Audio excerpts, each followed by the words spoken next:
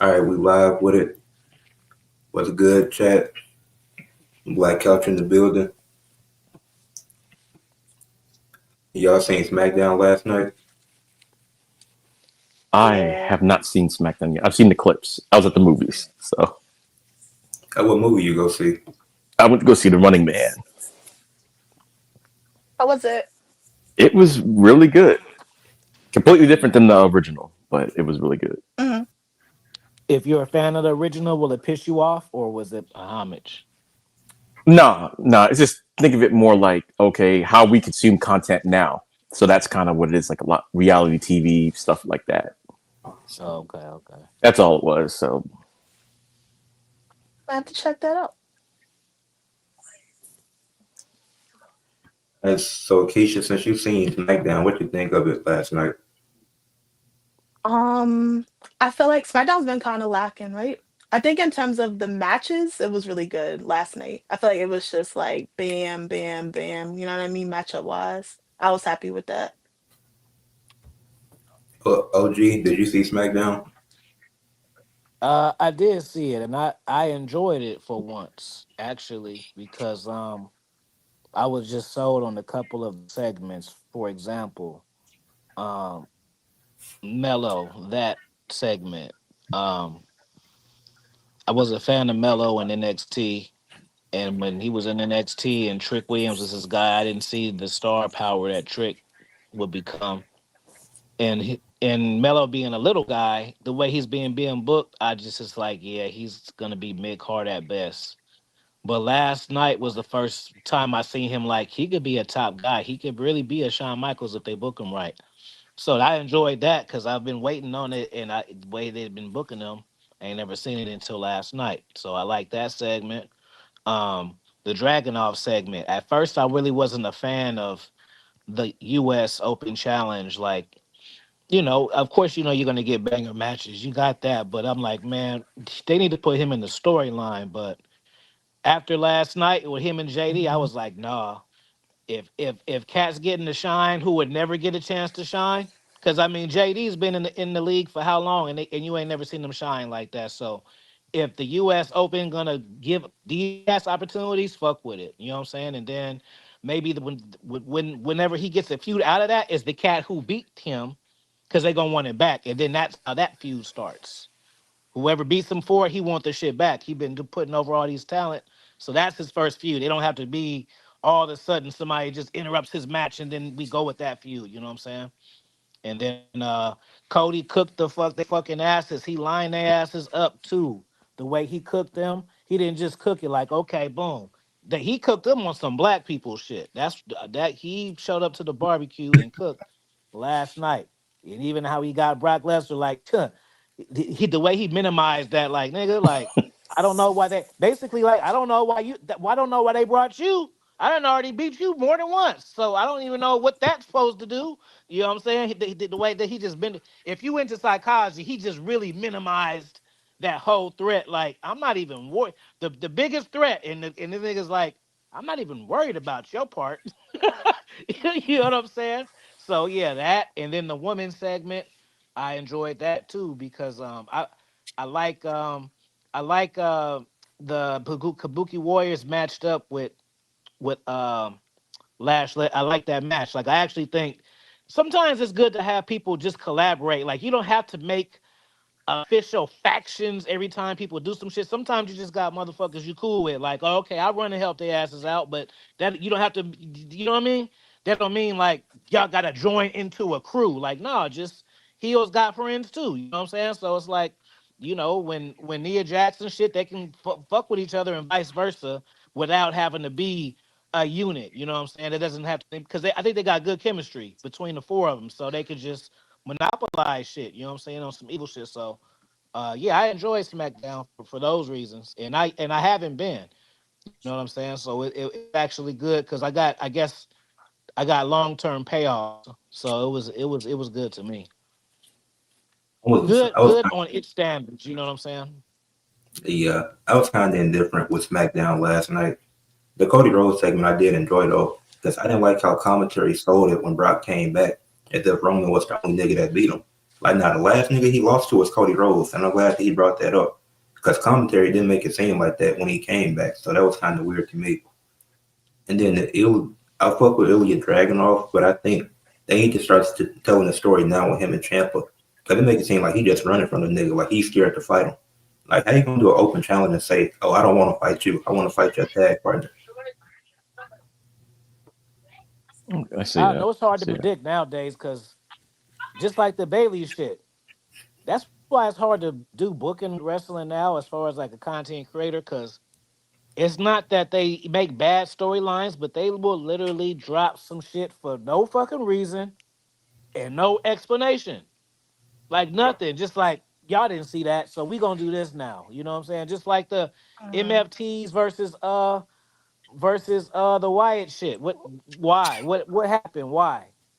Y'all did all of that. Y'all didn't even like sometimes it only take 5 minutes, a 5 minute segment. Y'all can be in the graveyard. We dead in the situation.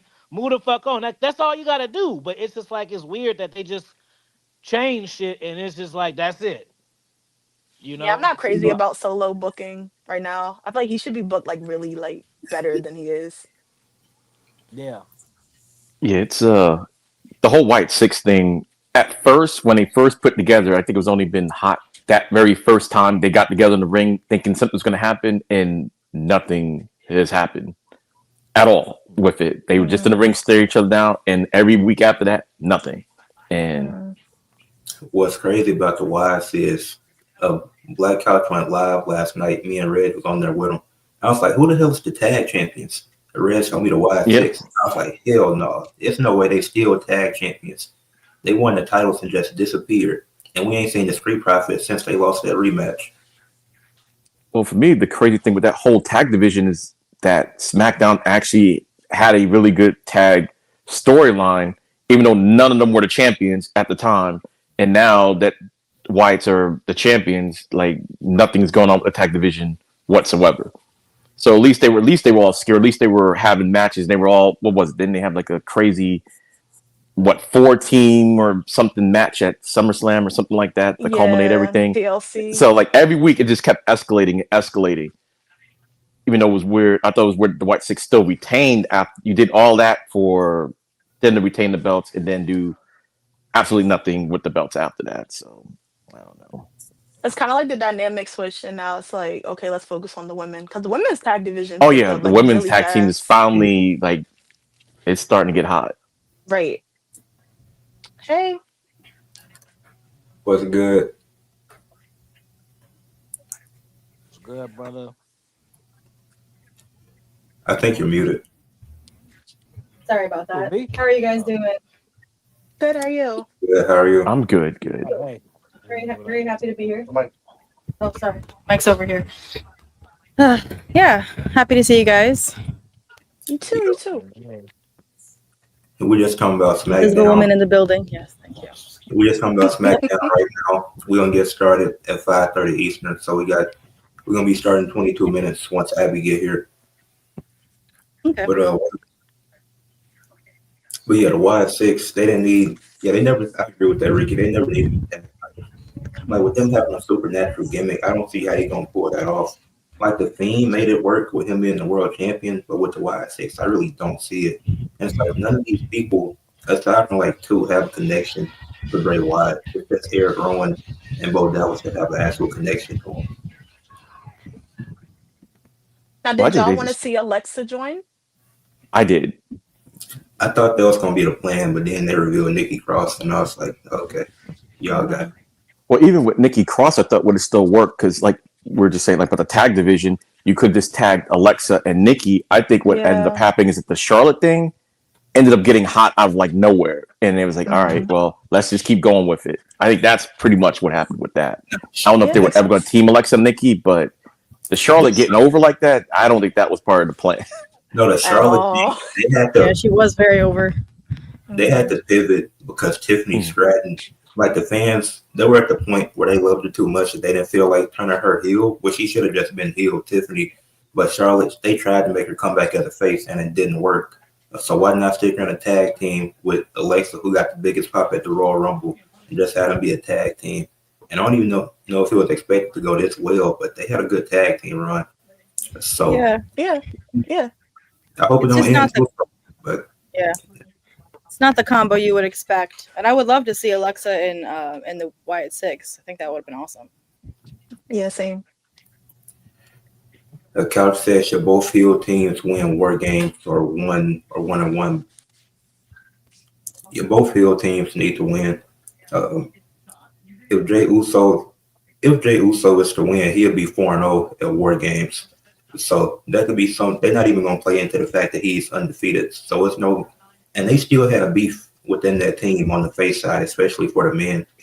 Like Roman Reigns said, he wasn't coming back till Christmas. He had no reason to come back at Thanksgiving. So somebody please explain that to me. Jay Uso and CM Punk still have beef. Like they just, like I know they had to match, and it's like you just lost. So why are you shaking hands with them the next night? Cody Rhodes just had stuff with Aleister Black going on. I don't know how he got involved in this. So it's really weird. Like the heel team, it still don't make sense. Like the GMs look soft. You said Drew McIntyre is suspended. Then the nigga just show up and he's like, I'm in the match. The GMs do nothing about it.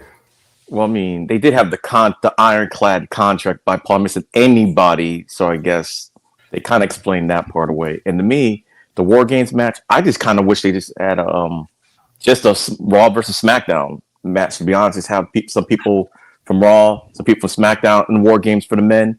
The women seem like okay, they got a little bit of a storyline going. The men, they just kind of just feels like to me like just do it all together. And I just if you're gonna do that, just men Raw versus SmackDown, get people who don't get along, see if they can coexist for one night, and then do the thing. Because the Logan Paul with the Paul Heyman fact, whatever they're called still, Yeah. in fact, because you got jumped by both of them in the same night, you kind of joined them after you got beat down. I mean, you weren't trying to join the gang, so I don't know what was going on with that. That didn't And, make any sense to me, but and then for the women's team, the babyface women always win somehow. Even last year when the heel team had all the champions, the two world champions and Miss Money in the Bank, they still lost. So should the heel team win this year? Yes. Will they win? Probably not. Yeah, that's how I feel. I feel like I feel like I see the Hills winning for the men because I could see them trying to build up Braun and Bronson a little bit more. And I feel like them winning would kind of help out with that. With the women, I don't really see AJ Lee losing her first War Games, honestly. And then also, I feel like there's like so much animosity with the heels on the women's team because you got Nia Jackson, Lash Legend, and it's like the Kabuki Warriors have the tag titles, which I'm sure they're gonna go for. And then you got Becky. She has beef for everybody pretty much. So it's interesting to see how they work out as a team when like nobody really likes each other at all. Yeah. I have a question for you guys. Actually about the men's side of the War Games. There was some controversy after with the Vision and Paul Heyman's group about how Logan Paul was supposed to be Carmelo Hayes. Basically, Carmelo Hayes was supposed to be joining the Vision, and then that got changed out for Logan Paul. I don't know if you guys had heard about that, but what do you I didn't guys know. think? I didn't know I about see that. that. Well, I think That- people were speculating that it was like discrimination on Heyman's part, but like Oh snap! it's not really. Oh, I saw I don't that. know. I I don't saw know, that. but yeah. I heard the Austin Theory rumor that he was supposed to. I didn't know Carmelo Hayes was like in consideration for it at all. I seen the Carmelo Hayes thing. He denied that. He denied all of that. And Paul Heyman endorsed Carmelo Hayes as the future, so that'd be kind of weird. I just don't think he would have Yeah. fit the group anyways, because they need like somebody as a talker. I'm not saying Carmelo can't be that, but it's like you have him, Brunson, and Braun. He's easily getting outshined just because he's a skinny guy. Like he had to really put himself over the top to not get outshined because they all three are the younger guys in WWE. So it would have been a weird mix.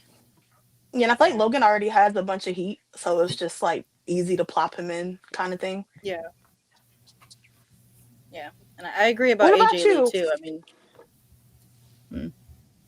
for me, Mhm. I mean, honestly, I'm not really familiar with Carmelo Hayes as a wrestler. Weirdly enough, I've never seen any matches of his. I only came into wrestling maybe less than 2 years ago. I personally am not a fan of Logan Paul for personal reasons because of environmental reasons, really. But So I just don't like him. But no, I guess they could have picked somebody else, but I see how Logan pops with the crowd, even though it's more of a negative pop than a positive one. But Yeah. like I said, I'm excited to see AJ Lee in the War Games, and because she's kind of new to me too. So, and I like her influence on Wendy Chu and Evolve. So, Mhm. OG, Men's what you team, I think guess about it's a I don't know if it's a good or a bad thing, but if I had a clear idea of what Logan Paul's identity in the vision is, it would be easier to like kind of say like I don't know if it's on purpose or it's not on purpose or it's just like confirmed in the writing, but is this for just like Bronson Reed last year? Like, is he really a part of them, or is this just for a member of a group for a pay-per-view? And that line kind of like changes a lot of shit. You know what I'm saying? yeah, Yeah, Is good this point. just for the 5-on-5, or is he rocking with them and they gonna take over the WWE? It's two different angle storylines that's not really clear. You know what I mean? I don't even think the cold part about it is I don't even think WWE that smart to say let's make it unclear. I just think they don't know. Yeah, yeah, story of You said WWE. let's call it what it is. and that's so true. Because I was thinking the same thing with the John Cena tournament. I'm like, this. They say it's drawn at random. No, this shit is booked hella strategic. They put Jay Uso in a match with the Miz to make Jay Uso look better. You're not telling me that's not a strategic move? Jay should have lost the match. That was stupid for him to win. Facts. But it's like they did that to make Jay look better because of the online criticism. They had Rusev and Sheamus in a match. They've been feuding for months, and that's drawn at random. Gunther is on a bracket, and the entire side is minorities. Yeah. He, you could. He gets Carmelo. He gets Javon Evans first round. Carmelo Hayes second round. And then if he beat Carmelo, he's either getting Penta or Rusev, or not Rusev, or Solo. Okay. Yeah, I kind of wish Javon had won that match against Gunther. I mean, I understand why he didn't win, but it would have been cool to see him go on and fight, and challenge for the War Games versus Yeah, Gunther. that would have been definitely unexpected. I guess they just look at it like, hey, we got Gunther, everybody knows him because Evans is the future. Like you can see they love Javon Evans, and they're doing everything they can to kind of showcase him, even though he's losing a lot every time on the main roster. But the fact that he's even out there, um, Yeah, exactly. so What do you guys think I think Cena's last opponent is gonna be? at this let me rate, say it's this. probably gonna be Gunther. That's what I think. Let me say this real quick. I think one issue that I have with WWE is this: they're too into the what they say the pop era. Like, it's very valid that Triple H cares about the fucking clicks and the views and shit. But the problem to me is they're not thinking forward. Like, if let's say they have a goddamn plane crash, I'm just thinking of Ric Flair or something, and all the top stars is on it and they all get injured, not dead, but they all get injured, then what the fuck are we gonna do now? You see what I'm saying? Like, they just Scramble. want to do, yeah, they want to get these pops, but they're not fucking thinking about the future. Like, you're missing opportunity. Like, yes, can Gunther gain from being the final appointment? Of course, he will have another notch on his belt, but it's a difference between giving somebody to something that needs it to when there's other people that need it, but you like somebody else can gain from that so much. It's not like if Gunther doesn't find Cena, we don't take Gunther seriously. You get what I'm saying? Like somebody Yeah. else, like a Austin Theory. Not, I don't even want to say him, but just somebody. Carmelo Hayes, just somebody like that. I look at that like the old school '96 King of the Ring. Like that could literally be the catapult for a new career of so many cats. Just the way that they fucked up the Money in the Bank shit. That shit pissed me off. You did a whole cash in just for a storyline shit. Like y'all didn't need that to continue the storyline. Y'all just did it. So I don't like that they don't like this, like they're not they're if you're not going to use young talent, you gotta put people in this, that have history with them. It's either or. You just can't have random motherfuckers in there and shit when there's people who actually know him, and they don't make no Jay. Like, why is okay?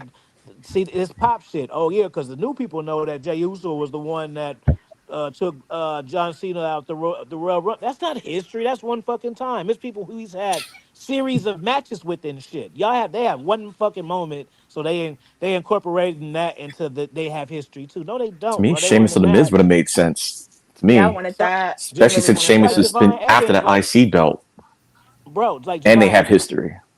So, They should have put Javon over. It doesn't matter if it's a roll up. Like it's not like you had to make Javon kick his ass and shit and knock him out. OG. You mhm. know, no, but he should have won that match. It could have been a roll up, pull the tights, some confusion, interruption. You want Javon to have the win over Gunther. That's like I look at that like 1, 2, 3 coming in there and beating Razor Ramon, and everybody just was almost about to go to sleep, and all of a sudden that the person who thought they was gonna win lost. That's shocking shit, bro. And would you how can Gunther look weak from that? He's a Yeah, multi-intercontinental world, beating people's ass, king of the ring. If he loses from a roll-up or some shit like that or a count out, that's not gonna fuck him, hurt him. But here they go. They want to protect their top stars. So let's just bring yeah, cats on to lose. But yeah. I they was look saying the strong same though. thing. Like, no, take some fucking chances, bro, because all of y'all mini vendors is old as fuck in wrestling years. Cody, fucking Damian Priest, Drew, all these guys is 40 gang, bro. And then when these cats leave in 5 years, you're gonna have to be now. So then they're gonna start building Mello on the young cats. Y'all could have been building it this whole time. Y'all gonna literally wait for the main roster main eventers to retire to be like, oh, okay, who let's build the mid carders up to main eventers now. You see, it's just a fucked up cycle. Like y'all supposed to be working on that shit now, you know? Hey, I All was right. saying the same thing. I thought Javon should have won, but I guess not. Gunther just gonna run through all the niggas. He beating all the black dudes in the tournament. And once he get done with them, time to go to the Samoans. Not the Samoans. It's shit. It's no more. It's no more niggas left. What's the closest thing to one? All right, Jay Uso. Here you go. Again. I did want to see Oba in it, kinda, but Yeah, Yeah, and same. Yeah, they got him going against Ricky Saints again. yeah. I Yeah. wouldn't Womp mind it womp being. womp. I wouldn't mind it being. NXT I booking is wouldn't the mind it worst. being Sheamus. I didn't. After I didn't. I wasn't. Sheamus wasn't on my mind for it. But after I seen the last 6-man tag with him, I was like, you know what? John Cena, he got his first shit off of Cena. It's not even that they had mhm, history. It's like that's who made John. I mean, that's who made John Cena made Sheamus, and he made him a mhm. multi champion. He got both his first ones through him. So I'm like, you know Once what? he got the That he IC would be a belt, good that's when I final started thinking opponent Sheamus. to take it off him because. But then look, think about it, bro. Uh, John Cena's he's already elevated the Intercontinental title by having it. And so if he loses it to a storied opponent, so now Sheamus having it, not only is he a triple crown champion or whatever, but he's a workhorse character, which is the workhorse belt, which is gonna really work. You got the workhorse OG belt with the workhorse title, who is basically he can be like the gatekeeper of putting people over. You get what I'm saying? So it actually would work for that. And then it's even better because he got it from who's considered the GOAT. He didn't get the shit from fucking R-Truth. He got the shit from Cena. So whoever peels the shit off of Sheamus is the top guy. You see what I'm saying? Or he about to be on that next automatic. It's the long-term booking. That's just the way to me that shit should be done. They're not building future stars. They just focusing on the current stars and they getting older as fuck. And they ain't not noticed, just like Seth Rollins. Like y'all, they banked the whole show around him. His ass got it. Now they changed. But guess what? If you had a top level guy like that, you could just went to, but you ain't got one because y'all ain't built one. See what I'm Yep. saying? Yeah. All right. What's up, Abby? Hey y'all, how y'all doing? Hey, Hey, how Abby. you doing? It's nice meeting y'all. It's nice meeting Cash, You too, Cardala. you too. We talked before, but it's nice seeing you guys. How y'all doing? Good, how are you? Doing good. Happy to be Good, here. good. That's good. All right, so we're gonna get started with the debate. I'm gonna go through all the rules. I'm gonna handle me and Keisha are the hosts / judges for this, from enemies on the last debate to friends. So we're gonna see how this goes. But yeah, and then to introduce the teams, we got the debate. As you see, the social media have a positive impact on wrestling. You have team 1 featuring Abby and Cardi M, aka the Invisible Woman. They'll be representing the yes side of it, explaining why it does have a positive impact on wrestling, going against team 2 of EOD and Expert Local Wrestling, aka OG, debating why social media has a negative impact on wrestling. And for the rules for the viewers, for y'all that are watching the debate, it's gonna be a form y'all have to fill out during the voting part of it after the debate is over.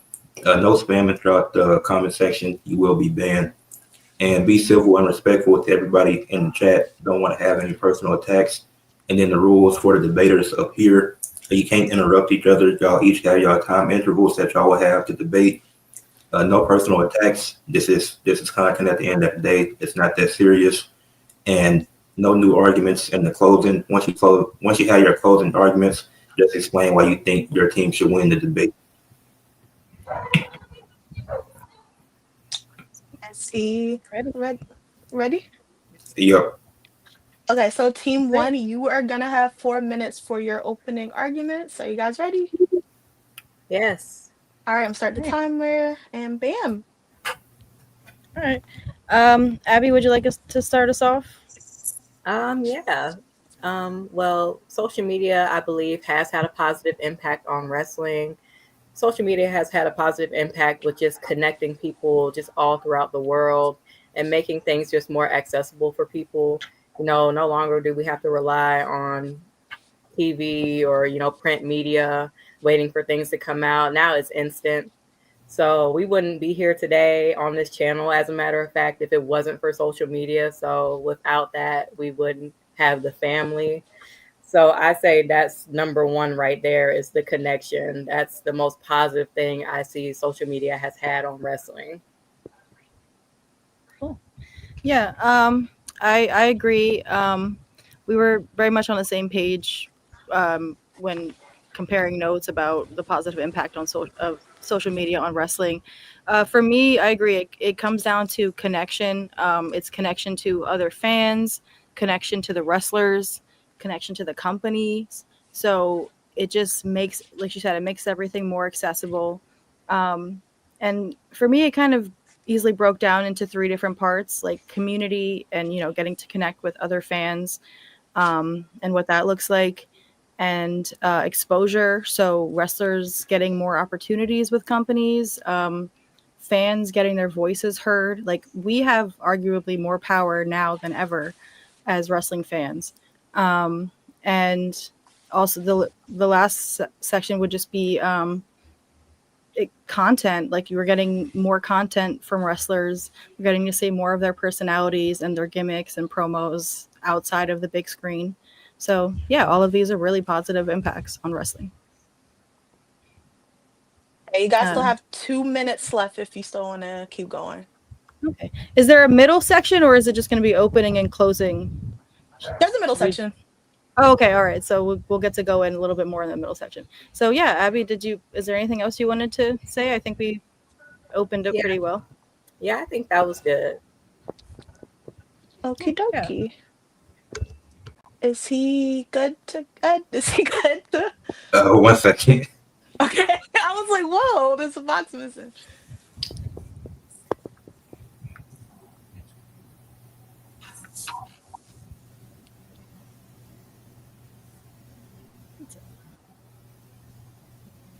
Oh, let me make sure I have my phone on Do Not Disturb so I don't get kicked out too. Hold on. All right. That tends to happen to me. Anybody got anything planned for the rest of the day? AEW. Oh, he's back. AAA later tonight. If I can stay awake AEW. for Tonight. We watching AEW where the real niggas wrestle at. But anyways, God, I gotta get into AEW. I gotta do Stranger Things. So Okay. All right, you guys ready? You guys have 4 minutes for your opening argument. Are you guys ready? You For gonna go? team You gonna two? go first, bro? All right, I guess I could go first. Basically, I'm not going to sit here and lie and act like there hasn't been any positive things with the internet for wrestling, but I think the negative outweighs the positive. Um, Back in the day, like the internet has pretty much taken away all mystery from wrestling. Before, like it's kind of like the basketball thing. Oh, why are these people y'all enemies on the program? But we see you out with pictures, going out to eat, all that good stuff, and everybody thinks they're booking the show. Therefore, you're affecting the wrestler's mental health by harassing them online about stuff y'all don't like. We just had a segment just a couple minutes ago, and all for the most part, we're talking about how we don't like something. And if everybody does that, the bookers can't do their jobs and everything. Sometimes there is a payoff that we just have to be patient for. Um, I think a lot of that's lost nowadays with the internet because everybody's opinion is like super heated. Maybe because I'm older and I remember when nerds getting bullied jocks and everything, but now you can because everybody has the internet. So yeah, it's just I think it's just detrimental in the long run because when was the last time y'all had a good meal? Y'all went to a restaurant or something like that?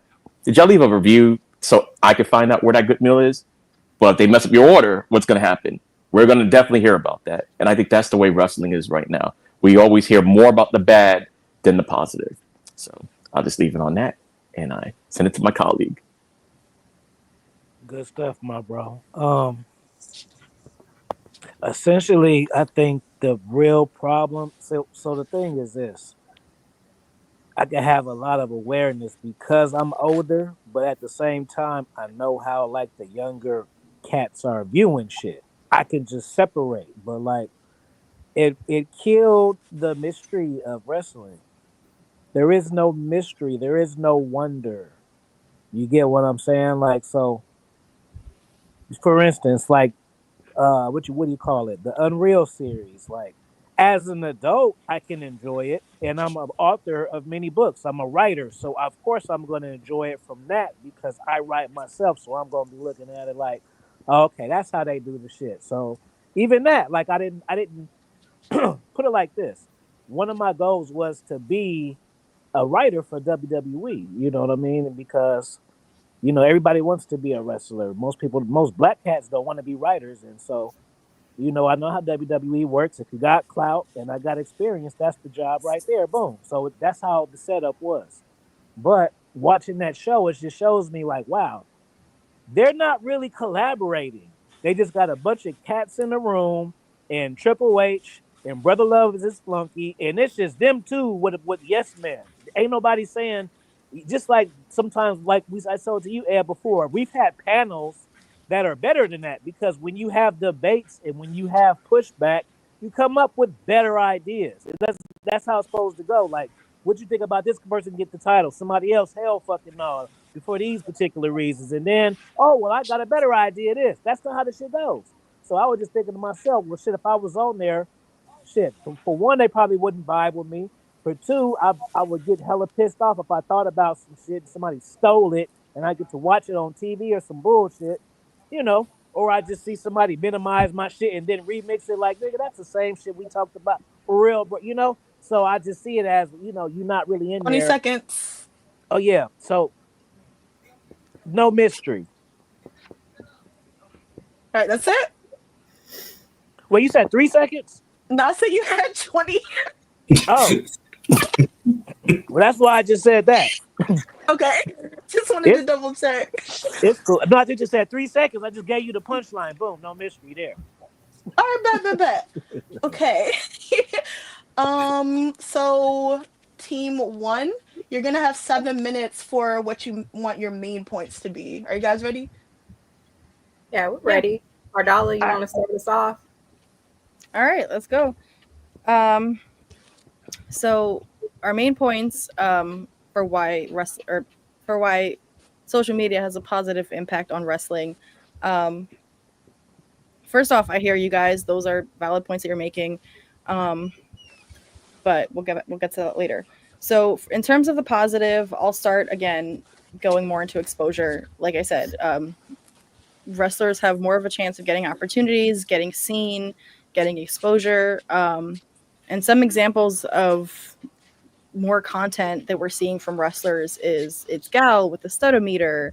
You've got Shiloh Hill doing his like dark not dark state, like dark web conspiracies on X and Threads. You've got who else? You've got Wednesday, Ren, and she's promoting the Ren QCC with that. So we get like backstage content of her with Kendall Gray, you know, and it's cool to see that like behind the scenes inside perspective on the performance center.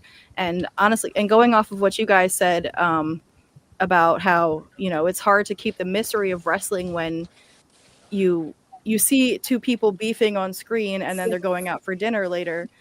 But I think that kind of adds to it in a way because we all know that it's fake, right? So we just it gives that extra little sense of warmth that like, yeah, we all enjoy the show, and then, you know, like we know that these wrestlers are friends too, and it's cool. But and then yeah, in terms of community, like Abby said, I mean, we wouldn't be here if not for social media, right? Like we've got the family, we've got PUWF, and these things all came to be because wrestling fans built a community, and it's a place where we all come from different backgrounds, we all have different interests and beliefs and values, but one thing that we can share a space and respect each other and have a common interest, which is wrestling. So I appreciate how that's played out, and I've met some great people that way. So yeah, I'm glad that I found wrestling through that. But yeah, I think I'll take it off to you, Abby. Oh, thank you. Yeah, I agree with all your points.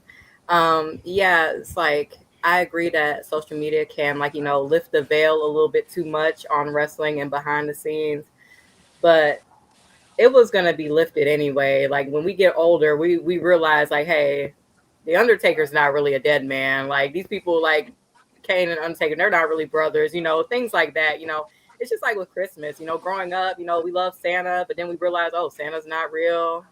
We still enjoy Christmas, at least some people do who celebrate, you know.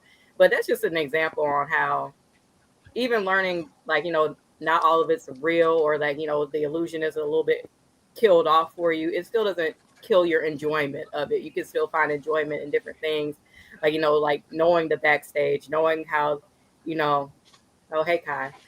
You know, just knowing how things operate, you know, we find more enjoyment in that as well, you know, like seeing the writing and everything. And sure, it may not be the best process, but, you know, it's something that we can see, that we can enjoy. And, you know, also with the community that we build on social media, like, you know, just seeing people who make their own channels and talk about how they feel about each episode, how they feel about wrestlers. And sure, like, you know, people can overstep boundaries. They can. But that's been going on in wrestling forever. I remember hearing stories about all the way back before social media, wrestlers getting stabbed at shows, getting stuff thrown on them. People are cruel. And that's just always going to be something that's going to happen, unfortunately. But that's just something that comes with the business, and people do have to be ready for it. And it's not fair, but it is something you have to be ready for. But on the positive end, you know, just seeing how people can interact with their fans on social media and seeing the different cosplayers, the artwork, you know, again, the YouTube, the TikToks, it's nice. I think, you know, and it also brings awareness. You know, people can see the harassment, and more people are standing up for them and saying like, hey, that's not cool. You know, as opposed to not having that outlet, it gives us a voice to say like, you know, that's not fair. That's not right. So, well, that's all I had to say on that. That's all I could think of right now. Yeah, I'll Anything else to say? yeah, definitely. I'll close this out. A few more things I want to add. Like I said, going back to the exposure part, you guys did make a good point that, you know, the internet is an echo chamber, and you've got all these different voices that are potentially influencing the booking behind the scenes. And especially if the person in charge is, you know, looking for what's popular, et cetera, et cetera. So they're going to be, things might be influenced because of what people say. And I think that really just takes us to, the what we put out there matters. And if we can focus on, our impact being kindness and positivity, then that goes a long way. So, I agree. Like, there should be more positive content about wrestling and just appreciating it instead of nitpicking. But also, it's okay to critique, and that's a good point too. Like, the internet gives us a voice to say how we really feel about things. If somebody's problematic, we can express our opinions about that. I mean, here's a perfect example. Controversial. Hulk Hogan. People have and Logan Paul. People have thoughts on both of them, in behind the scenes, their personal views, etc. But you can still appreciate them as a wrestler while also critiquing, the companies themselves or the wrestlers themselves. So yeah, before just to make sure we have everything before closing. Yeah, the one more thing I wanted to add was Got 20 seconds. Oh, okay, perfect. One more thing I wanted to add is an instance that happened a few weeks ago. Goldberg made a comment about Asuka, how she was just some girl. And her response was very beautiful and eloquent, and was about her appreciation of art and beauty. And that's why she does wrestling. It's not about the wins for her. So we never would have really gotten that eloquent response if not for social media. So I think that's everything from me. But yeah, thank you guys. Okie. So, team 2, you're going to have 6 minutes for a rebuttal. Let me know you guys are ready. Good? I'm ready. Did you want to go first or? All right, yeah, I'll go first. right. So like kind of what I was saying earlier, like I use that as an example as far as like wrestling. It's kind of like the who's on your Mount Rushmore, who's the GOAT discussion. It kind of boils down to like your age, right? Like I started watching wrestling and WrestleMania. WrestleMania, was it 3? Mr. T and Mr. T. That was my first one. So I'm watching this shit in the 80s. So for somebody whose GOAT is John Cena and was introduced to wrestling in 2001, their shit's gonna be way different than mine. We almost damn near can't have a conversation. I've had years. I went through the 80s. I went through the In Your Houses with Shawn Michaels, Bret Hart, all of that fucking shit. I went through the Attitude Era. I went through the work. I did all of this before you even started. So it's like with the social media shit again.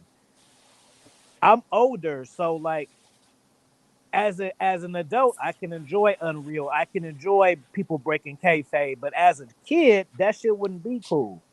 I wouldn't want to see when I was 8 years when I was 10 and I was watching Ultimate Warrior versus Hogan title for title as a 10 years old. That was like the biggest fucking deal in wrestling. I wouldn't want to be a 10-year-old and get online and see Ultimate Warrior and Hulk Hogan at fucking Mel's Diner. That would ruin the whole shit.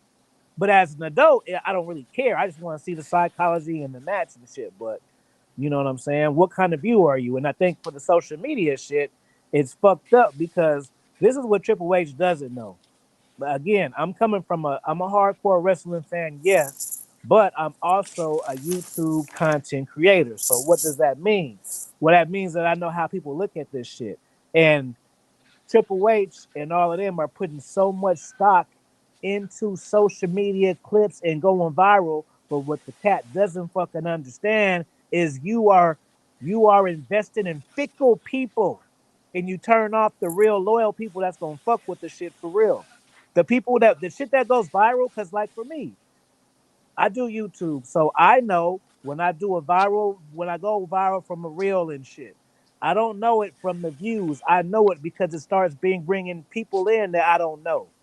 As soon as I look at my comments start getting weird, I know my shit hidden. You know what I'm saying? So it's like that viral content is majority, and majority is lower people. People who just they don't watch, they don't spin, they just look at. And that's the audience that you're catering to.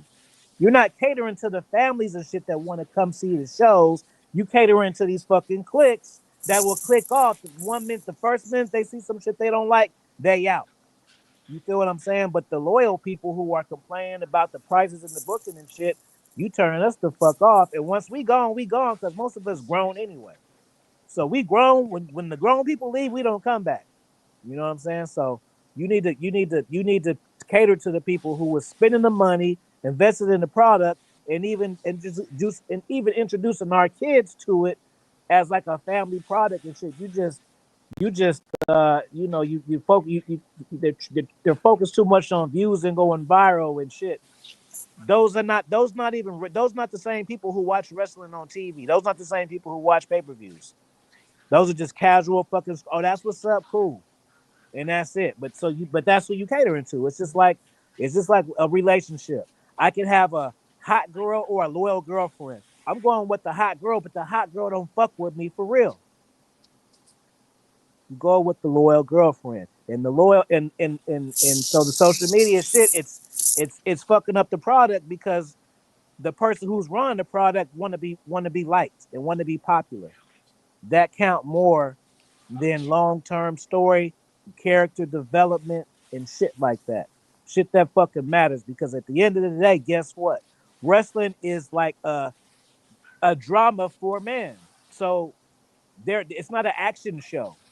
It's a male soap opera. So soap operas are popular and can go on for 10, 20, 30, 40 years because of storylines, character development, and shit like that. Not fucking 1 second clicks.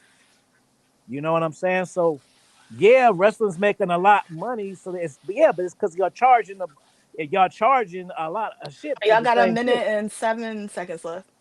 Take the prices down and let's compare the money that's coming in. You see what I'm saying?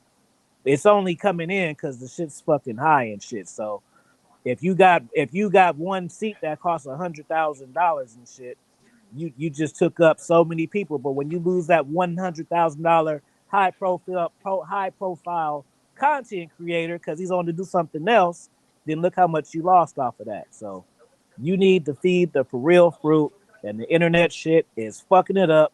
It's cool, but if you do want, look, one last thing. Use it for the right shit. If you want to focus on the viral shit, at least throw the storylines in that shit too. So give us something. Just, you know what I'm saying? Like make shit just how when Cody Rhodes and all that shit, the viral Instagram with the Final Raw, that's the good shit. Do that. Don't just post shit that don't even match together and shit because it's moments. You know, Brock came back for a moment. That shit didn't even matter. It didn't even make sense, and he didn't even explain the shit why. But it got 100 million views though. See what I'm saying? But people who watch this shit and keep up with it, we don't give a fuck or like why did this shit happen. Everybody on the panel, can we agree? Right, that is it. Are we saying why this shit happened? A lot of times, press a 1 up, and that's the answer. Are you watching wrestling saying why this shit happened?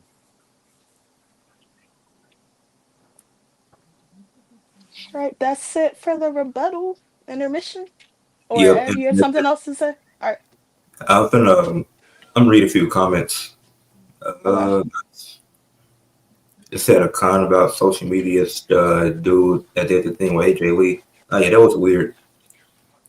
Fucking scumbag. Said a pro about social media is that in wrestling that we can show support to wrestlers in a different way. Yeah, that's true. Said Abby and Cardi made some good points. We know it's fun, entertainment, ultimately. Yeah.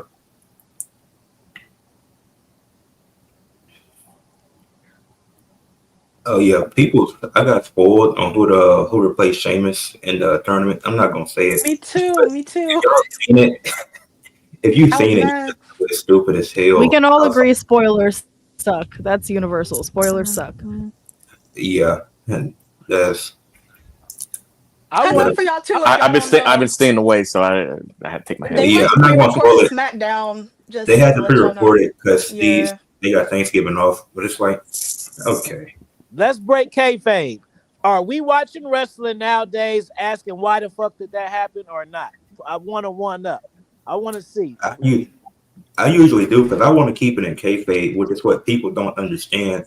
Like I made the shit about Gunther earlier, and the niggas like it's scripted. Nigga, I don't give a fuck. That's not the point of why I'm making this short. The point is it's strategic how he's facing all the minorities. Just give him a racist gimmick. You could have been to hit that with Gunther. What? You could have been did it. That caught me off guard. Like it sounds crazy, but you could have been did it. We know this is WWE. You could have been gave I him don't want. That's That's Oh the my thing. It's like that. gosh. I don't want the racist gimmick in 2025. I don't want Yeah. nobody pushing the line on the racist shit on TV. I don't want to see it. They basically doing it though. With this tournament, they basically setting it up like that. I don't They want him. could- I don't want him saying ninja and being like, at least I didn't say the full word. I don't want that. Yeah, no, I don't. We don't need to do that. We don't need that. Y'all see where I'm going with it. But anyways, I will agree they booked too many like skinny blonde women on NXT, but that's Triple H, so I can't do anything about that. But anyways, yeah, but we need some diversity. that one left, I guess. But I like both. I like the points that both teams have made so far. Both of y'all use really good analogies. Like Abby bringing up the Santa Claus analogy, like that was really good. Even though Santa is a fake person, they don't take away the fact that Christmas is still enjoyable. It's like shit. I could be Santa Claus. Who knows?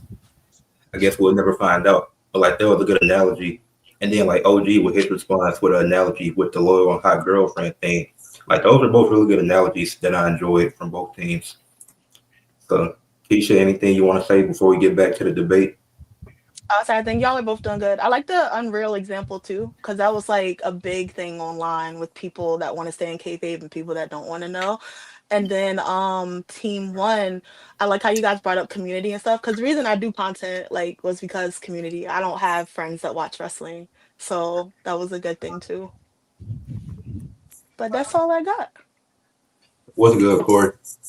All right, we can get back to go to Team Two now. Yeah. All right, Team Two, you have 7 minutes for your main points. Are you ready? Yeah. All right, let's go. You can go, bro. All right. Well, like y'all were saying, like I said, the whole point, like the community, like it's good. It's not the internet. It's bad in and of itself. It's the welder, and everyone knows controversy sells. It just does. So the negative is always going to get outweighed by the positive.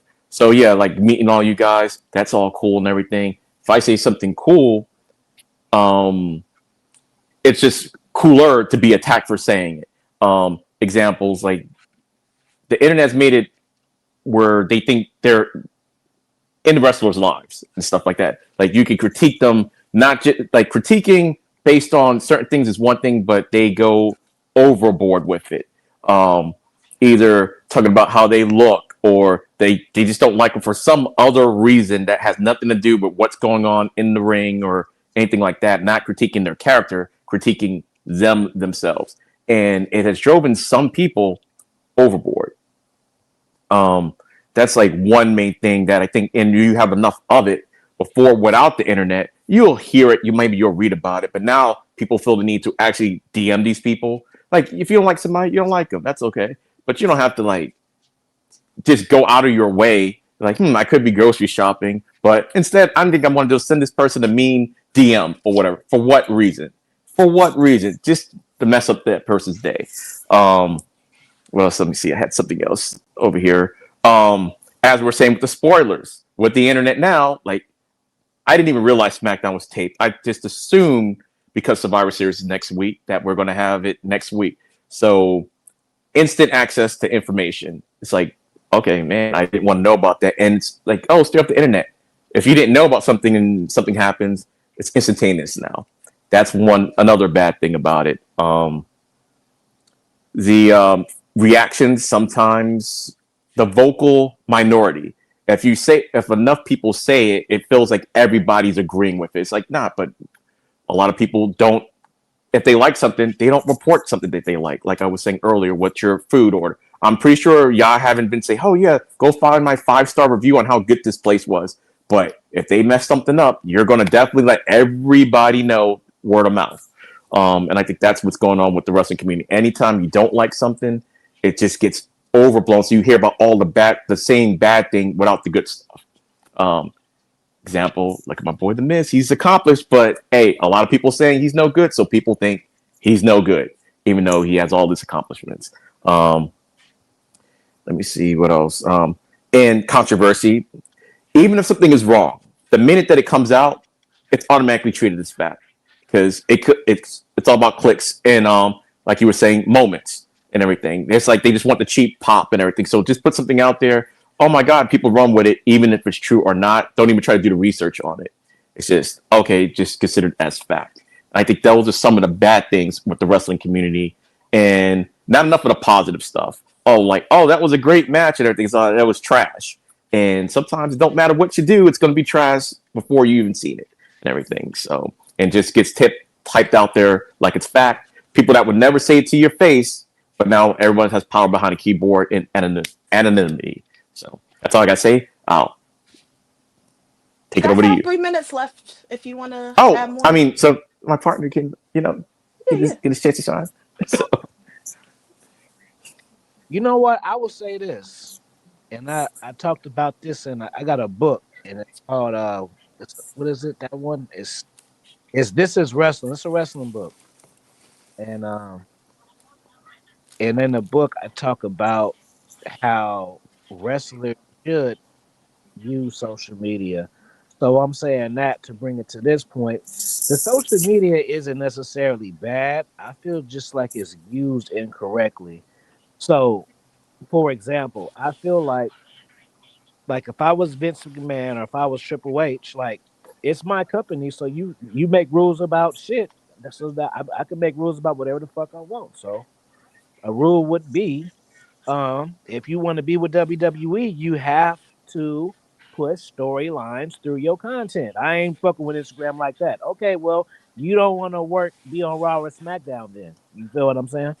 Like, if it's a part of the job, it don't matter if you don't want to do what you want to do it. So I feel like there should be character Instagrams and then have a separate one for your personal shit. So, if you want to break K-Fab, put that shit over there. You get what I'm saying? I don't want to see people that's feuding on WWE.com kicking it. I don't. It's, that use that shit for the storylines. You know what I'm saying? And then use that shit for the characters. If the character wanna, just like me, I got a wrestling Instagram, but I'm an author, but I don't spam my wrestling shit with my book shit. I made a separate shit for my books.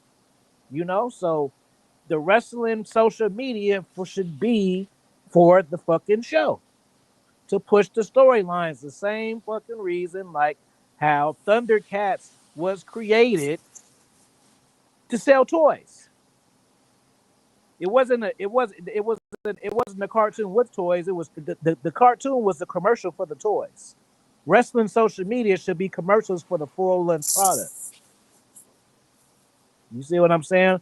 Get the clips over to get people to watch the shit, not the viral shit, and it doesn't even align with what the fuck is going on week to week. There you go. Drop the mic. All right, y'all have like 48 seconds. Y'all are good?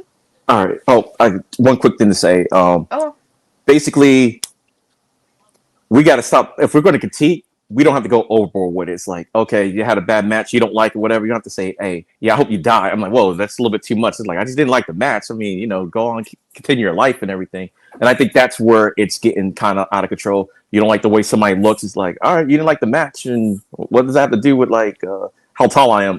Something like that. And we're just getting overblown with that. We're not respectful. You could critique, but be respectful doing it. And I think that's where the internet community goes crazy. You know what's crazy, bro? And it never fucking fails. Every time somebody's on my YouTube or Instagram talking shit and I click to see who it is, it's a nobody. I've yet to click on somebody's shit and they actually about that life, actually posting their face or actually creating their own content or doing some shit. And they be having all the shit. My kickback, y'all can have it. Start your channel. Let me subscribe to it. Because you seem like you know a lot of shit. So instead of getting in people's comment section, you might as well have your own player and have your own comment section. Because you show is articulate on somebody else's shit. You feel me? That's All what- right. Hey, that's yeah, y'all made you break kayfabe right there. You know it was good. I'm gonna say something real quick because that's funny as hell. Niggas did the shit to me. Niggas got mad at me for wearing a Same. bun. That's why I was laughing. I was Like, like, I understand where you're coming from. like, nigga, why do you give a fuck if I have a bonnet on? I'm They protecting get my hair. mad. They get mad. YouTube, especially, they go crazy. Not to get off topic, but it gets wild. YouTube is crazy, but TikTok is where the racist people be at. I'm like, okay. Never lied. Team one, you guys are gonna have 6 minutes to rebuttal their statements they just made. Are you guys ready? We're ready. Okay, let's go. Right. All right. Oh, You another want to start us positive. off? Yeah, I'll start us off. I'm sorry. I'll start Sorry, go us ahead. off. Another positive that I could think of for social media, especially for the wrestlers, when you get released from a promotion, and that's a lot of people. People can get released. People can not be put on TV. Your career is not over when they let you go. You have an outlet to still have contact with your fans that you've made when you were still there, or you have enough you can go to different promotions and you can bring your audience that you accumulated somewhere else to a different place, or you can start your own outlet to reach your fans, like on YouTube. We see different wrestlers start podcasts, different channels and everything, promoting their work, promoting their characters. And I think that's a good thing. That's a good way they could keep their career. Like back in the day, if you weren't on WWE or WCW, especially the American audience, they weren't thinking about like, oh, where did you go? You were just kind of gone until you popped up somewhere else that they could, recognize you at. So that's another positive I could say. Cardala, what do you think? Um, no, that's a good point. Going off what you're saying, like, I mean, just in general, like we all have more of a presence now online, so you know, it's harder to disappear unless but. So yeah, it's nice to keep up with wrestlers. One example is Troy Yearwood, who was on Evolve, and like he had a really bright future with Evolve with WWE, and then they cut him, and so it's still nice to, see where he's going to go with his career. But yeah, in terms of the rebuttal, I was kind of making some notes. I think just in general, the internet. Okay, like everything you guys mentioned, you made good points, but I think the problem is what we're catering to now, which is like short attention spans and almost like rage bait content, and appealing to sex appeal and everything like that. And you made a really good point earlier about wrestling is basically men's soap opera. So it's understandable that you're going to want to keep people engaged, but yeah, it should be the right kind of engagement that you're looking for. But here, let me fix my notes.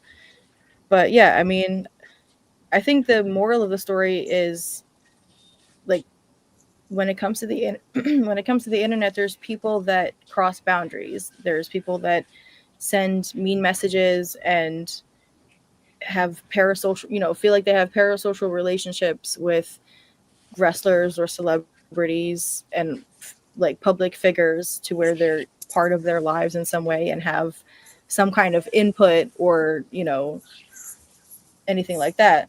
And one example is, I don't know if you guys know about Chapel Rowan, but she's a singer, and she like has no problem like snapping back against paparazzi or people that are like crossing boundaries with her, because she makes it very clear, like, this is my public persona, but I'm very much a person outside of this, and I have a right to a day off as a celebrity. And a lot of people responded to that as like, yeah, we're public figures and we show up for you guys on TV or online, but at the end of the day, we get a day off too.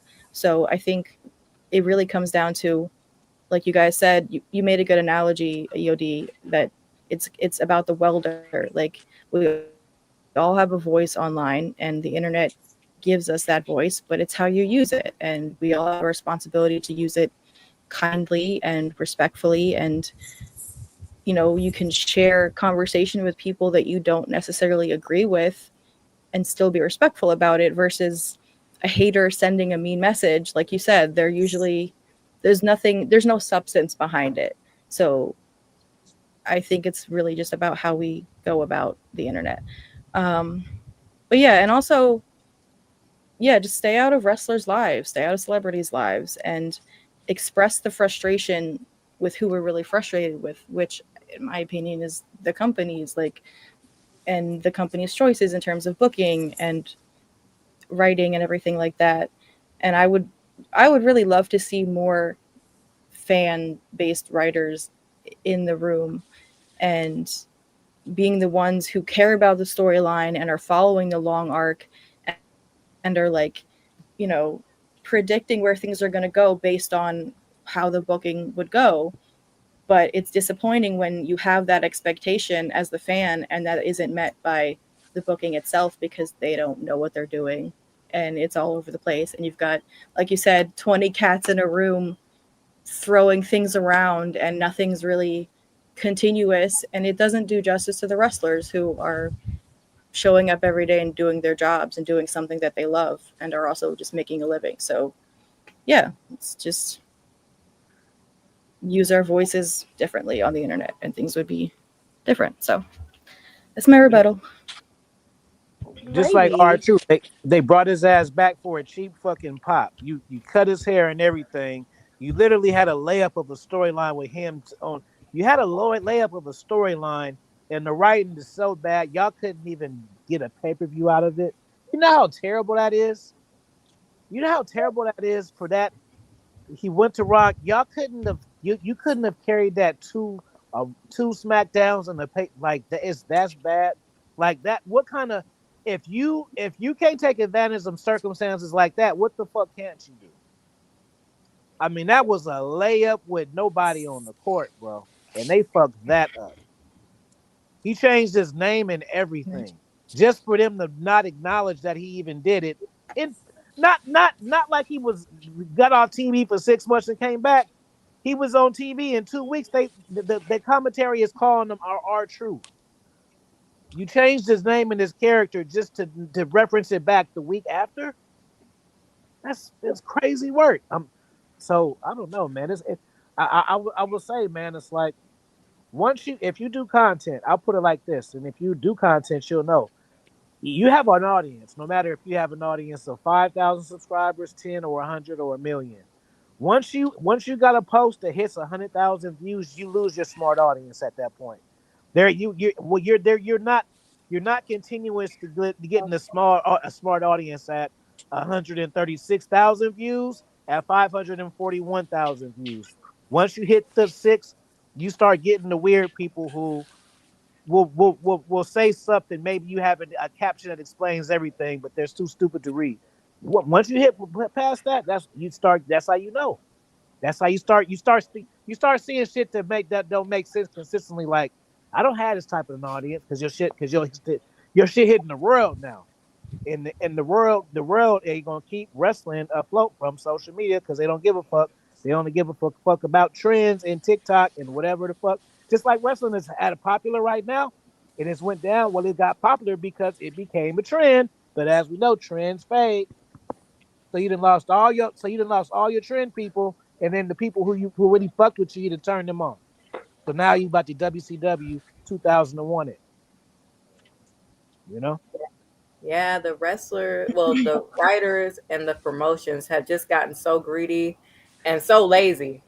All right, just like instant gratification. Like, it's like they don't even care anymore, really. They come up with something, they'll drop the ball on a lot of potential storylines. A lot of wrestlers really do get frustrated at that. That's why they either leave or they're happy they're released, because it's like, you have me here, you have me on this roster, you pulled me up, and you have nothing for me. You see the same people in the same matches week after week, back to back. It's like, you have so many talented people, so many talented wrestlers, and yet you don't do anything with them, and you're making so much money. And for what? Just to be so lazy. Why? I don't want to be the dead horse, but Just an example, the Seal Hina turn. To me, that's the most disgusting, worst opportunity of any. I can't think of a worse opportunity ever than that for a big moment. Like a 20-year moment wasted in like a fucking hour. That was like terrible, bro. And we talked about it, Ed, before. Like, even Yeah, though shit was disappointing, a 5-minute promo could have fixed it, bro.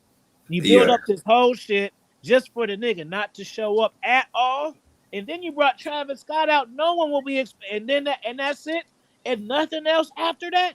Like that was like the biggest pimp slap ever, bro. Like I said, all they had to do is had a Rock in the jet from this phone, not even no high production shit, just going live, like, yo, just from his first one, I'm too big for this type of shit. I'm on the jet going to my $500,000 movie, but I'm gonna have my man Travis Scott handle the shit. Problem solved. What did that take? 30 fucking seconds? yeah. That really would that have made it better. Just seeing the visual of that.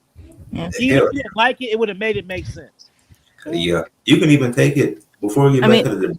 I was thinking about TNA, how they had Mike Santana chase the title all fucking year for him to get the title and lose it in one fucking month to Frankie Kazarian. Like, nigga, are we? Of all He chased the people. title all year. Like, Frankie won yeah. the title. I don't have a problem with that. But damn, he only get a month title reign. He ain't even have a longer title reign than Jey Uso in 2025. I mean, I think it's disrespectful to Tatum Paxley that she only had the belt for 3 weeks, considering how that long was she's been in crazy. NXT. And I also think. the hate that JC Jane got for getting the belt, considering how long she's been in NXT. Like, these are the type of things where, like, we don't respect the fact that wrestlers have been around for years. We just call them jobbers, and then we complain when they actually get their due recognition, and then they lose it because people don't like the outcome. Like, it's yes. Yeah. I definitely lost it. That was my graduation day. And I was like, okay, that was something. Yeah. But nah, JC Jane, she cool. She grew on me during the title reign. Same. I wasn't crazy about her before, but I feel like with the title reign, she proved to me that like she had what it takes. Yeah. But all right, for closing arguments, now we're gonna get into this. And the closing arguments explain why your team should win the debate. Because if you provide new arguments, because it's only 4 minutes, so you can't provide new arguments because the other team won't have a chance to respond. So just reiterate some of your points and explain why your team should get the win. All right. So team 2, you have 4 minutes for your closing arguments. Good. Oh, okay. Well, Alright. I would say real quick that you guys kind of already proved the point just from the last couple of minutes of discussion and everything. We just got to be more positive.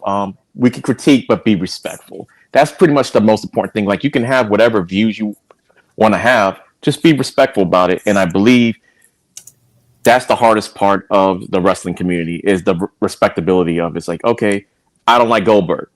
I'm not saying he's not a fine human being or whatever. He's just not my cup of tea. I don't have to say some outlandish thing about Goldberg just because he's not my favorite wrestler of all time, or get attacked for it like mercilessly if I do. And just realize just people, their backgrounds and everything. Just it's an act. They're not writing the stories. Companies tell them what to do. They're performing. They're doing what they're being told. You can critique, just be respectful about it. That's the most important thing I think we need to get across with this particular argument. So, and hand it off for the rest of the time. Oh, you're Okay, muted. You said we have what, I 4 think they should minutes? just use social. Yeah, Yeah. you got 2 minutes and 44 seconds left. They should just use it for a way to scale their audience instead of trying to pander. You know what I'm saying? Scale your audience and just have it to where people who maybe not have an hour to 3 hours a fucking week to watch your show to keep up with it. But the viral moments and shit like that ain't doing nothing for the consumers who watching your shit week to week, who's actually signed up to Netflix to watch the shit. Because we all know, again, the Instagram, WWE Instagram is free. So you're getting the free people talking shit. That's why the people who don't spend talk the most shit. You know what I mean? Yeah, I'm pretty sure if WWE, subscription, WWE channel paid, I bet they wasn't talking that shit over there back then because people had to pay to get in. You know, just like the day night. Everybody's when the free shit, when you with low investment, you got the most shit to say. You know, if you charge shit $1, you can take a lot of 30% off the assholes off just by doing that. You know, people just be bored, and so you're catering to bored motherfuckers. Well, you need to cater to your fans. You like that, Ed? Y'all still got a minute and 20 if you still want to go, or are you good? I'm good. Like I think we covered it. Oh, pretty let me much. say one last thing. I think that they should.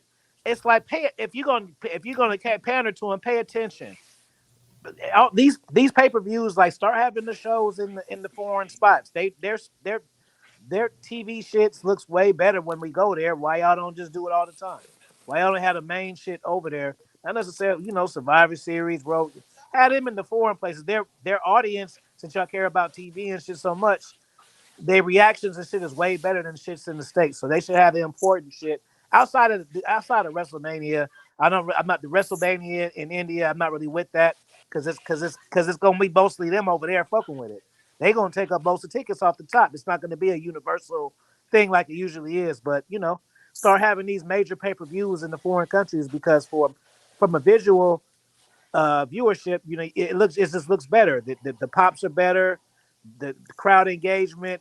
Sometimes they even perform better, and it's because of the energy of the crowd. So that's if you focus on a TV product, especially ones that you got to pay 29, 39, 59, whatever for, the foreign people are putting on better.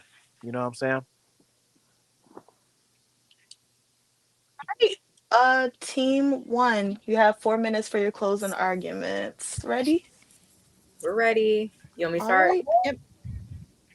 Yeah, go ahead. Okay, thank you. Again, like how I said in the beginning, without social media, we really wouldn't have this connection that we have today. We really wouldn't have this outlet to reach people all across the world to talk about what's going on with wrestling, with our favorite promotions, with wrestlers, and we get to connect in that way. People who don't have friends in real life to talk about wrestling with, or who just want to, talk about it with more people.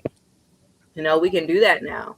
And we can also, have our own voices enough so that we can gain our own audiences from, building that community and that connection through them with YouTube, with Instagram, and everything like that. And we also get to show our creative side. We get to show, how, like, our love for wrestling through our art, through, just different things, through cosplays and different things. It's a beautiful thing to see.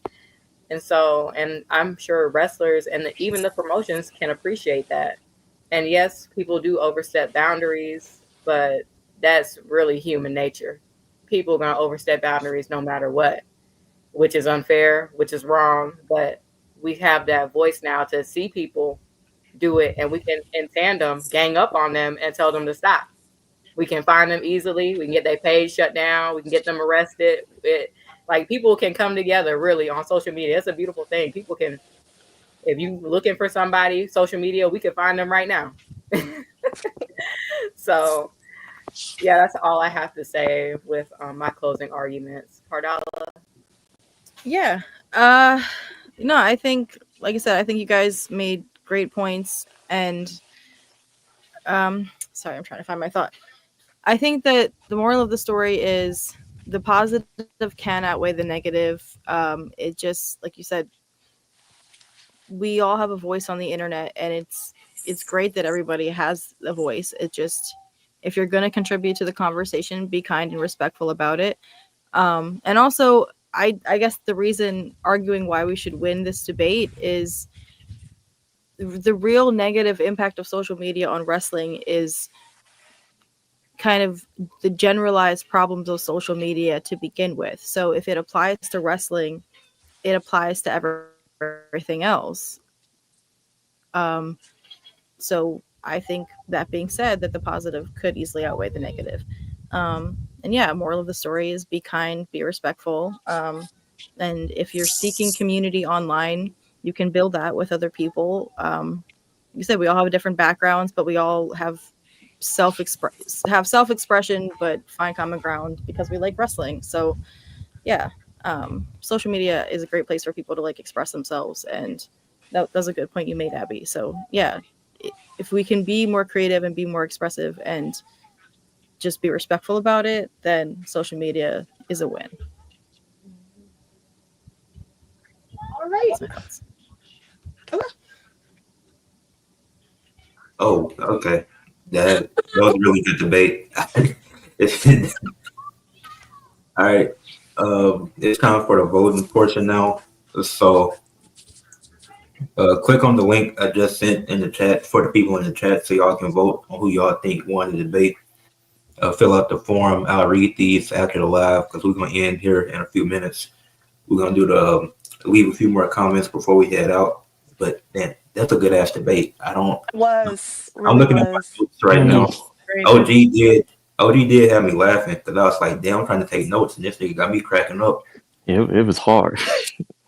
No, y'all I actually both did a good job. I actually skew on their side. That's kind of how I think, but that was the argument that was laid across for me. So It's easy too. I feel like this is one of those. That's why this is a good topic. It's easy to like go back and forth, you know.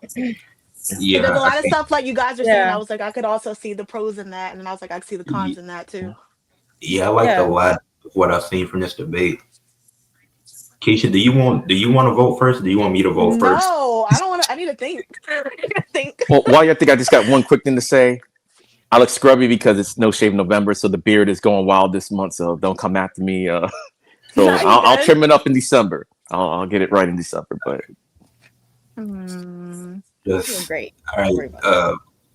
Drew, I'll make sure to read it after we finish, and I hit you in the Discord. Yes, I gotta vote first. Okay. Why'd you say it like that? All right. Let me pin this. Everybody in the chat, make sure y'all vote on who y'all think won the debate. For me, I'm gonna go.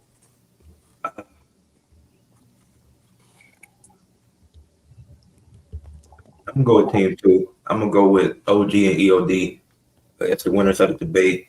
I think they had the better opening and the better main points because I think with I liked a lot of what they reiterated on, like the points that EOD made about how usually it's people just talking about the way they look. It's not usually criticisms. It's like you're like the worst looking dude in North Dakota, and you're talking about the way other people look. Like nobody's taking you serious. And this and the minimal collabs, I think that's a good point. I think y'all could have expanded on that with AAA and TNA never being able to win titles from WWE. I would have liked to see y'all go in on that more because I think that would have helped it even more. Because with AAA, no AAA wrestlers won a WWE title, and the Hardy Boys had the NXT tag titles for 2 weeks. We don't count that.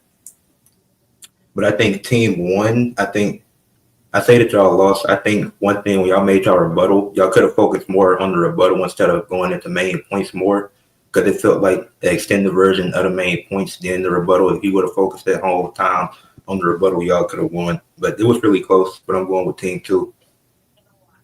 That's what I was gonna say. I would have picked Team 1 too, but it was I feel you guys kind of like reinforce the stuff he was kind of saying, like with certain ways of how you see what he's talking about. And if you guys didn't do that, I probably would have been like, yeah, because you guys have really good closing arguments too. Like when you were just like the community aspect and like things happening worldwide. If you don't have friends that watch wrestling, you know how you do whatever, it's good.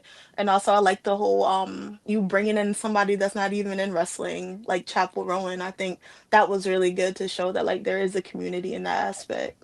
So yeah, but you guys did really good. I don't want it to be like beefer. You guys did really good. Everybody did really good. Hey, and All right. that analogy EOD made about the 5-star, that shit is so true. I personally don't leave reviews at restaurants because I don't care enough. But if it is bad people, that's usually what they're gonna talk about. Like if you ask somebody about a restaurant, if it's good, then they probably gonna try to gatekeep it. But if it's bad, they'll let you know that instantly. They'll let you know if it's bad. Yeah, and the like bringing up how like people really like I think what got me with y'all too, you brought up about how people dig into like their lives, and I see that a lot all the time. Like you see fans going crazy to go to like 20 meet and greets to meet Jay Uso for the same like handshake, and I think that's kind of wild after That a is while. crazy. Yeah, That but a is lot I of see crazy. people them, do you that with know, yeah, Timothy Chalamet and other celebrities too. Like Right. it's It's like yeah, cross people don't know boundaries. you. You spending yeah, hundreds of because they get you dollars out. Because to go. they're just like boop, and that's it. And I'm For you like, to you talk to already them know for what the 5 seconds. But team one, y'all Yeah, did. To me, that's actually the cool thing. To me, it's when that's like a paid appearance. So, hey, you want to show up that's what they 100 times to see do. me? Cool. But once you start, going to finding my hotel room or where I'm going to be eating or what I'm doing after the event, that's where it's like, okay, you're doing too much and Yeah. everything. Yeah, So, like I think another thing would have been good bringing up the AJ Lee thing that just happened Yeah. with oh, the fan photoshopping. And then you Oh have yeah. like there was a wrestler, I think she committed suicide because of mhm. online stuff. So there's like certain Yeah. things I'm like, yeah, it's kind of Yeah. rocky out But like there. what I said, it's like it's the welder and everything because I had to Mhm. me, somebody there's a stop me lot for more 3 years, positives. bro. My bad. I think I had more. somebody stop me for 3 years on online. You know how long that Damn. is, bro? What? In real time, 3 fucking years. 3. Oh my gosh. And this is the cat that talk real play on the internet, and I be thinking to myself like, you real player, but like you keep you. It's like you how did your day work out? You go to work, you have your coffee. Let me troll Afi real quick. Let me call my girl up. She tripping. Let me troll him again. Let me watch the like. How do you incorporate that into your schedule for that long period of time? I don't understand. And this YouTube just really taught me how people really are, bro. Because before that, I only seen life in my small circle of people who I have to deal with. You know what I mean? Yeah. And team one, yeah, I like what y'all did too. Like a lot of connections wouldn't happen without social media. So that was a really good point. And just Go being able ahead. to come together with the family, with the PWF, with the podcast that y'all do, that's really entertaining stuff. And I think and a lot of the stuff that both teams said is really true. Like I watch a lot of sports, so I see it with athletes too. Like Mhm. Kelsey, she a WNBA player. Like somebody knew where the LA Sparks bus was at and followed her to her hotel. And it's like that's not fandom. That's just weird. Why do you Yeah. know? Why do you know where her team's bus is going to be at and follow her to her hotel to get an autograph? Exactly. Get an So autograph. she'll make a paid appearance at some point. Just follow her that way, show support. But hey, Just she go don't to know you. just go to a meet and greet. She's not Yeah. out to sign anything. That's what meet and greets are for. Hmm. It's the same thing Rhea Ripley. I don't know if y'all saw when like they were in France and like all those grown men were like huddled around her. Hmm. Mm. I was like, that's crazy.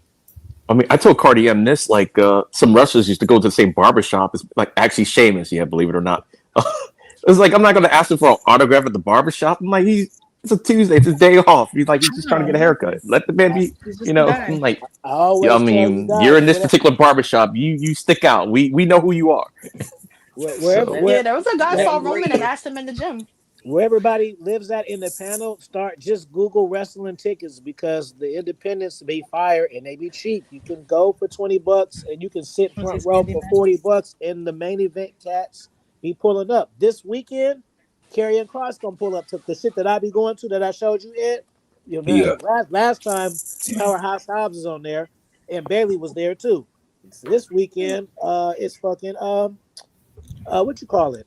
I just said him, Karrion Cross. So I'm gonna see Karrion Cross for $40 front row. I might even go talk to him and shit. So just be knowing that those wrestling cats, either when SmackDown, Raw, or whatever, they come to your city, they be pulling up to the independents after mhm. that 100% of the time, or it's Mhm. just hometown people that just pull up.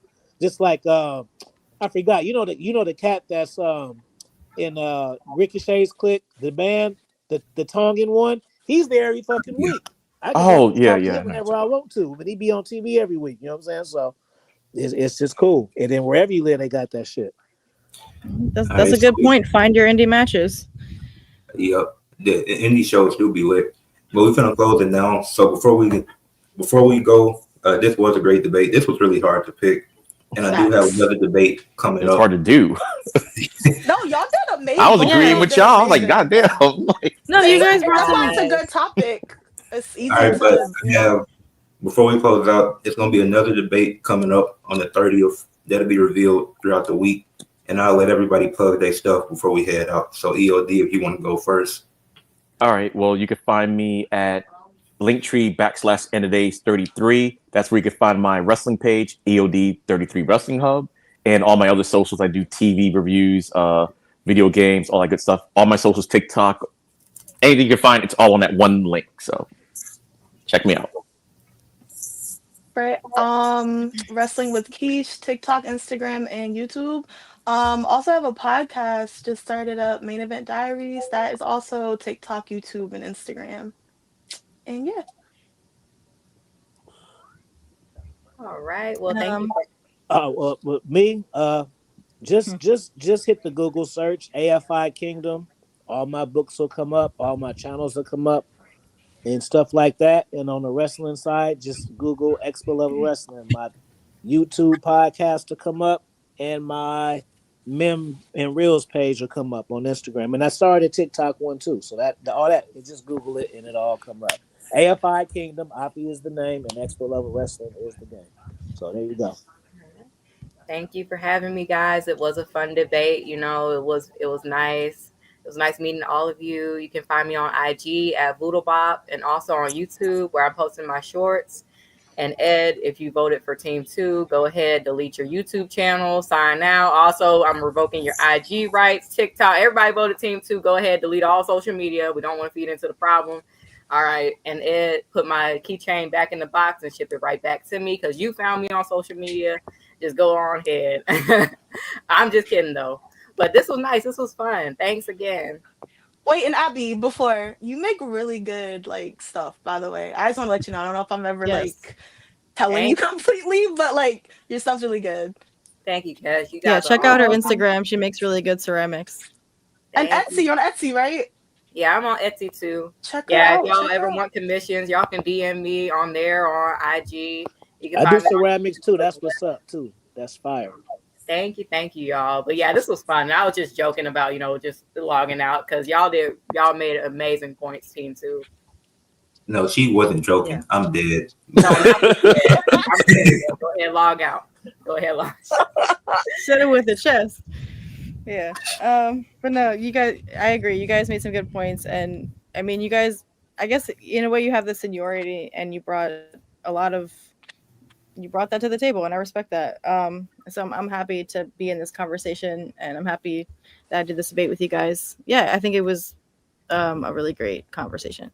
Sorry, my social battery is running low. But yes, you guys can find me on Instagram at Kardala Mohammed. It's KARDALA MOHAMED. And also check out the PUWF Wrestling channel. We're having a special Evolve review on Sunday with some members of the Wrestling Soup, so you can check that out. And we also do NXT Time and a bunch of other shows. So, but yeah, plug everybody's stuff. Support your fellow content creators and support your wrestlers. So, yeah. Everybody on the panel, if y'all want to chop it up wrestling, y'all got a topic, just DM me. Boom, boom, boom. That's it. Expo Level. Yeah, collaborate. Y'all know where to find me at. With that being said, and peace out, everybody, and have a great night. Bye, y'all. Peace. Hey, everybody.